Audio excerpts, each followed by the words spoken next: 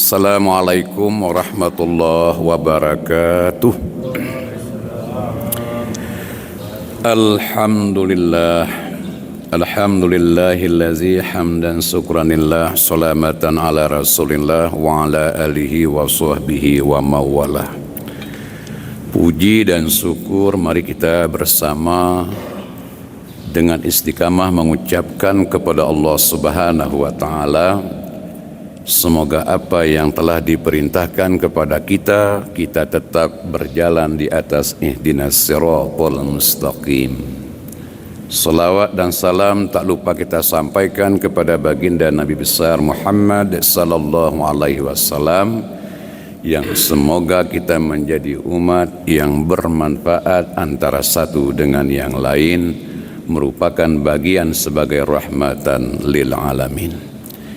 Yang kami hormati para pendengar yang setia YouTube Masjid Agung Ruhama Takengon, dan yang kami hormati para jamaah, orang tua kami, bapak dan ibu, pada jemaah subuh yang sangat dimuliakan oleh Allah rahimakumullah.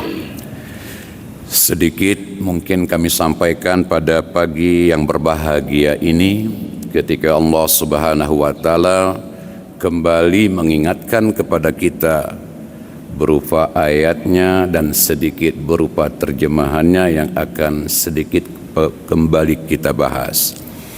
Dalam surah Ali Imran ayat 120 di akhir ayat mengingatkan, wa in tasbiru wa tattaqu la yadurukum kaiduhum say'a innallaha bima ta'maluna muhit. Dan jikalah kamu bersabar dan tetap bertakwa kepada Allah Subhanahu wa taala, niscaya Allah tidak akan mendatangkan kemudaratan sesuatu dan sekecil apapun kepadamu. Maka yakin dan percayalah bahwa Allah itu maha teliti, maha bijaksana sekecil apapun yang kita lakukan.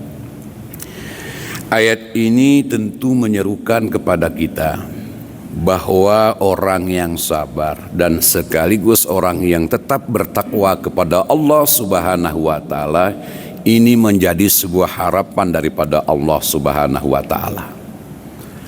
Maka salah satu karakter orang yang sabar dan orang yang tetap bertakwa kepada Allah Subhanahu wa taala, salah satunya adalah salamatan fid dina.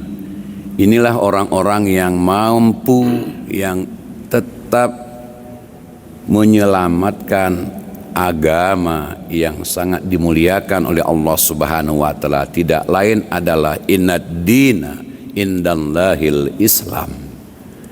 Agama yang paling mulia, agama yang paling sempurna, dan agama yang paling mendapatkan sebuah hidayah daripada Allah Subhanahu wa taala hanyalah agama umat yang memeluk agama Islam.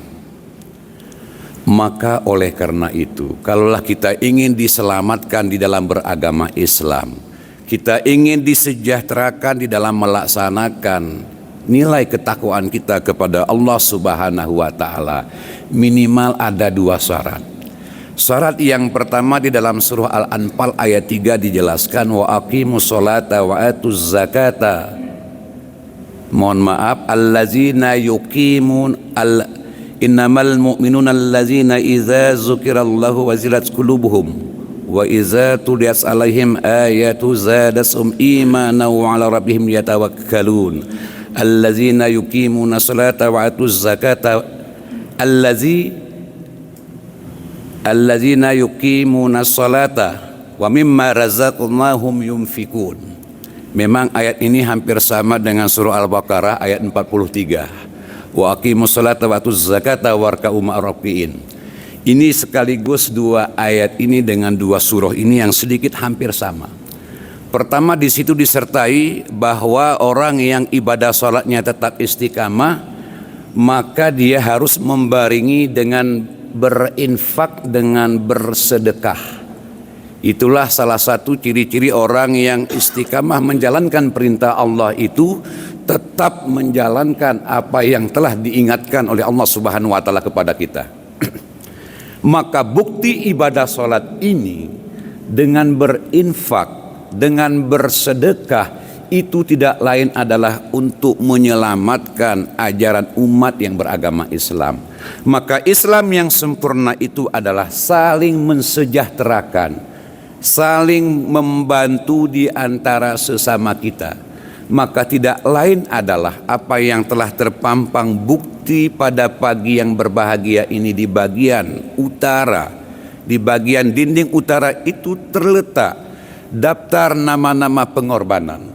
Kalau kita ingin berjuang kepada Allah Subhanahu wa Ta'ala untuk mensejahterakan ajaran umat yang beragama Islam, maka kesempatan ini tidak lain adalah mari kita berjuang dengan penuh pengorbanan. Pengorbanan di sini adalah dengan ibadah kurban.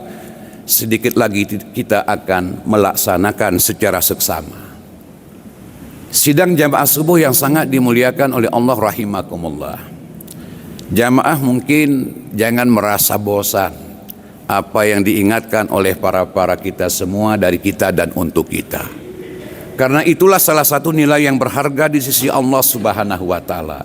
Ibadah salat yang sudah kita lakukan tanpa kita melaksanakan pengorbanan ikhlas kita kepada Allah Subhanahu wa Ta'ala, bagaimana mau kita mensejahterakan di antara sesama muslim kalau wa ta'awanu 'alal birri bittaqwa wa la ta'awanu 'alal ismi wal udwan ini tidak terlaksana di hadapan kita, tidak terrealisasi di lingkungan masyarakat kita. Karena kita mengaku bahwa Islam itu adalah rahmatan lil alamin, Islam itu adalah sempurna di sisi Allah Subhanahu wa Ta'ala. Maka untuk lebih menyempurnakan, itu dua hal yang diingatkan kepada kita. Pertama, yakinkan diri kita orang yang ahli ibadah salat itu adalah mau dia berinfak, mau dia bersedekah, mau dia berjuang dengan penuh pengorbanan dengan harta yang dia miliki, kelebihan rezeki yang dia miliki, dia halkan demi kemaslahatan umat.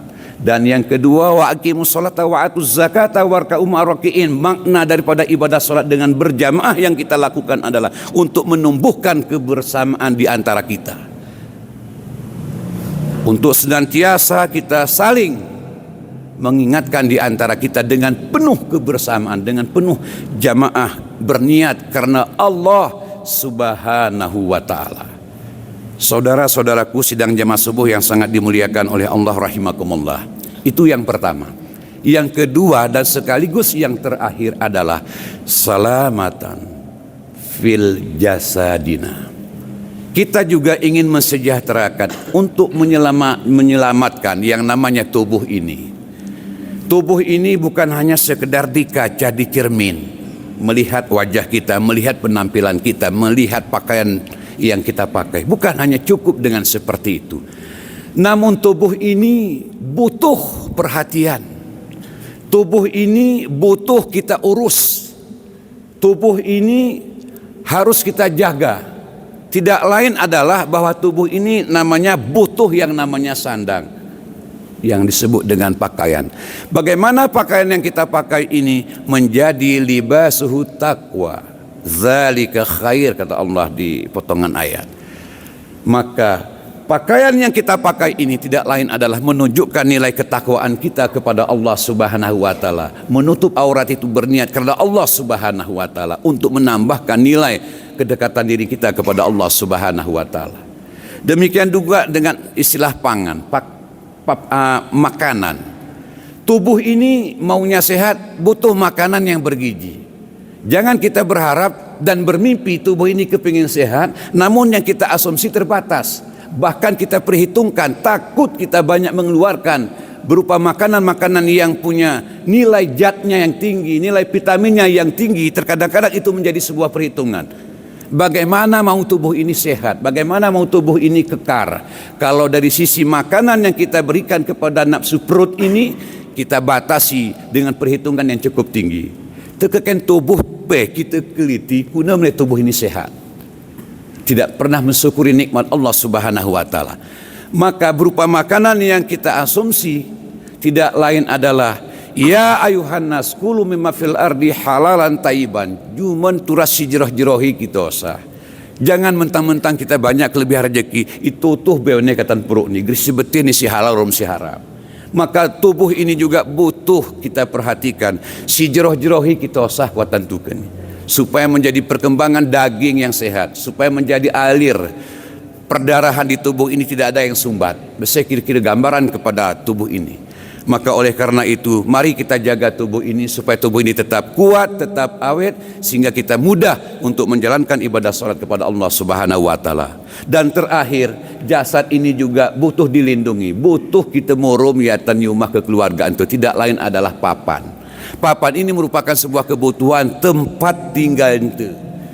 Ara seba model tipe manusia geringati tempat tinggali. Perasaannya dalam sidor hebat kita menyiwa kontrakan dan lain sebagainya. Namun kita wajib berusaha. Tubuh ini ternyata butuh perlindungan daripada Allah Subhanahu wa taala. Al baiti jannati, rumahku adalah surgaku. Maka oleh karena itu, dari kedua hal ini, yang pertama salamatan fid dina, yang kedua salamatan fi jasadina. Mudah-mudahan kedua ini mampu kita lakukan dengan penuh nilai kebersamaan di antara kita. Kalaulah kita mengaku Islam itu sebagai rahmatan lil alamin, kalaulah kita mengaku Islam itu akan disejahterakan di dunia dan sejahterakan di akhirat oleh Allah Subhanahu wa taala, mari kita penuh perjuangan itu, tidak lain harus butuh pengorbanan. Orang yang berkorban tidak lain adalah butuh yang namanya usaha, butuh yang namanya kita mencari kehidupan ini dengan penuh nilai kebahagiaan. Tanpa dicari tidak akan mungkin dan mustahil bahagia. Meningat kita lagi Pak Haili Yoga, sakinah, mawaddah, warahmah itu kalaulah tidak dicari, usaha kita tidak akan muncul sakinah itu, yang ada mukunah. Demikian juga dengan usali, kalau hebatnya kita tidak ibadah salat, maka semuanya akan rusak. Inilah yang mungkin yang dapat kami sampaikan pada pagi yang berbahagia ini.